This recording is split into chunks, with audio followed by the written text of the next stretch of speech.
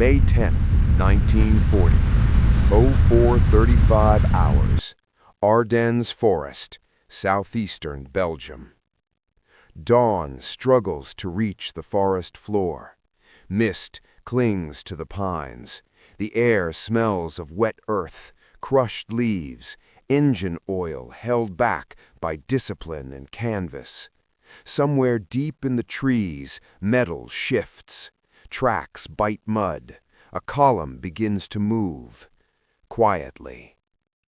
A German Panzer III lurches forward, its commander half exposed from the turret, binoculars pressed to his eyes. Ahead of him, the road is barely a road at all, narrow, winding, choked by forest. This is not supposed to work. Every map says so. Every French war plan depends on it.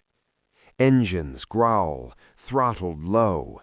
Hundreds of vehicles snake through the Ardennes, Panzer divisions, motorized infantry, fuel trucks, bridging units, stretching for kilometers. One breakdown here would jam everything. One air attack could turn the forest into a graveyard of steel.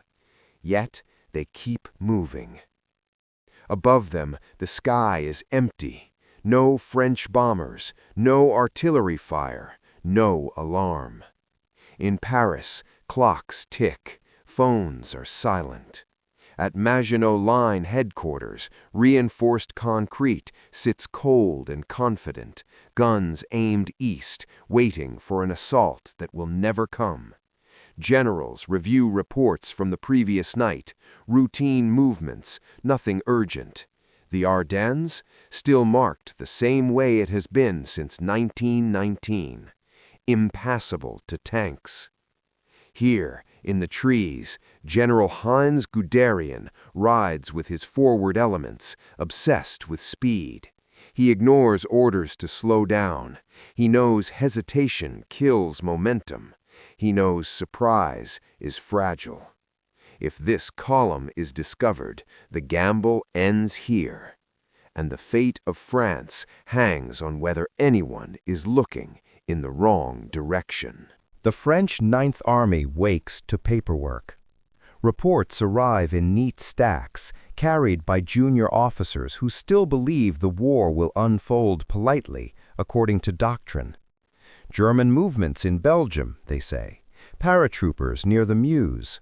Nothing unexpected, nothing alarming. The Ardennes remains quiet. General André Korap studies his maps, the same maps used for 20 years. Thick blue lines mark rivers. Red arrows predict German advances, north toward the Low Countries. The forest between Belgium and France is shaded and dismissed. Too dense, too slow, too unsuitable for armor. French doctrine is built on memory. Verdun, the Somme, long artillery duels and deliberate advances, war as an industrial grind. And behind it all, the Maginot Line, concrete fortresses, retractable turrets, underground railways. France has bought time. France has built certainty. Across the Meuse River, reserve divisions hold thinly stretched positions. Many are older men. Some units lack anti-tank guns entirely.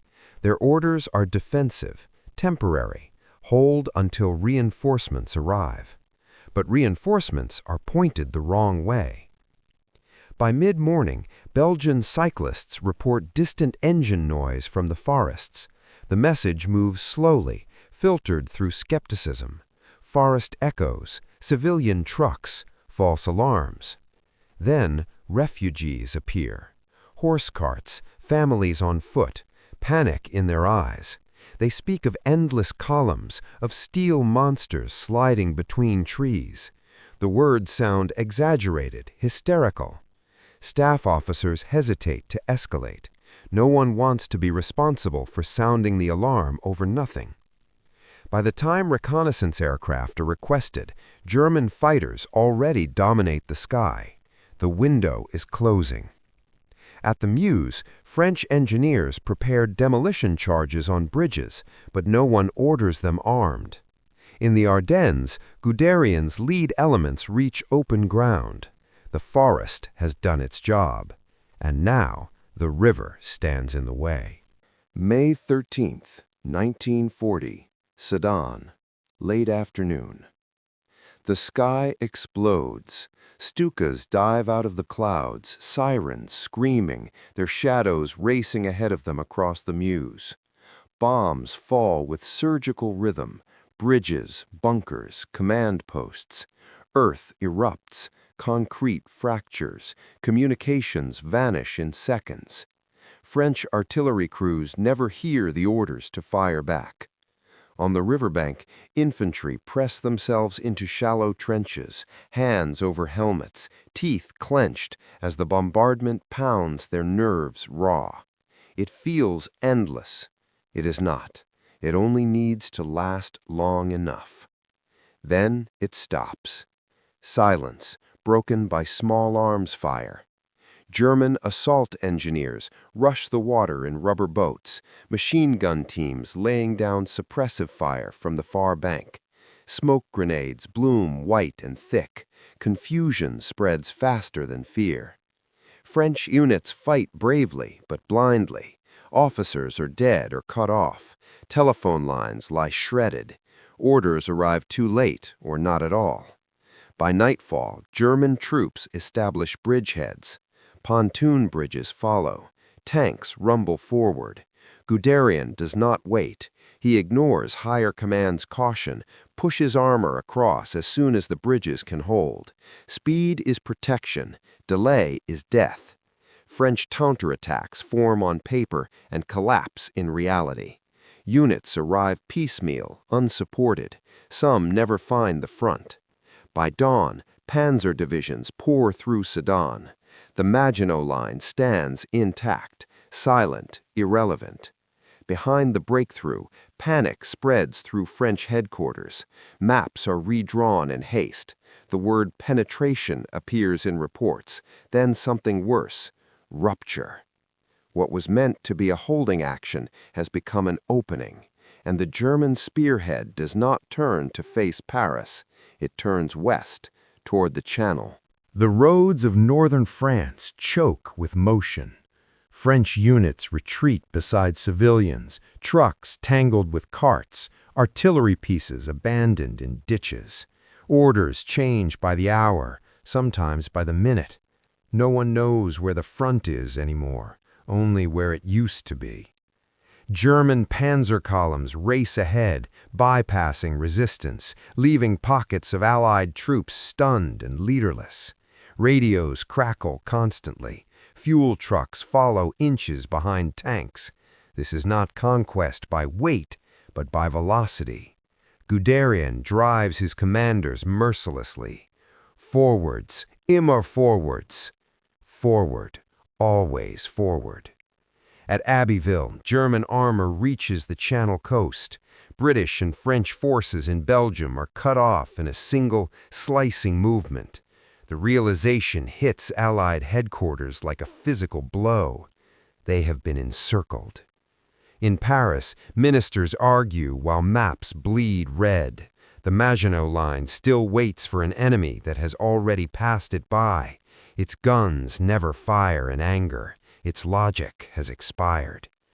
To the north, the British Expeditionary Force begins a fighting withdrawal toward Dunkirk. French units try to reform, but German aircraft rule the roads, striking columns at will.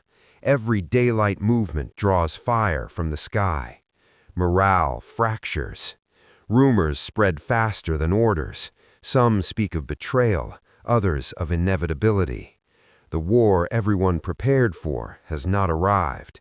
A different one has taken its place. And as smoke rises from the Channel ports, a single question echoes through Allied command rooms. How did it happen so fast? June 14th, 1940. Paris falls without a fight. German troops march beneath the Arc de Triomphe, boots striking stone in perfect rhythm. The city is quiet, stunned, almost embarrassed by the speed of its defeat. 6 weeks, that is all it took. In Vichy, French leaders confront the truth they avoided since the first Panzer crossed the Meuse. The Maginot Line did not fail because it was weak. It failed because it was rigid. It was built to stop the last war, not the one that arrived. Across Europe, generals study the maps in disbelief. Armor has become the spear, not the support. Aircraft are no longer scouts, they are the battlefield itself. Speed has replaced mass, initiative has replaced permission. Heinz Guderian is praised and feared in equal measure. His doctrine, concentration, momentum, relentless exploitation has shattered assumptions that stood since 1918. The Ardennes is no longer a forest, it is a warning. Britain watches from across the Channel, wounded but alive. The lessons are brutal, immediate, unavoidable. Adapt or perish. Because the world now understands something it did not on May 9th. Concrete cannot think, fortresses cannot move, and modern war will always find the gap.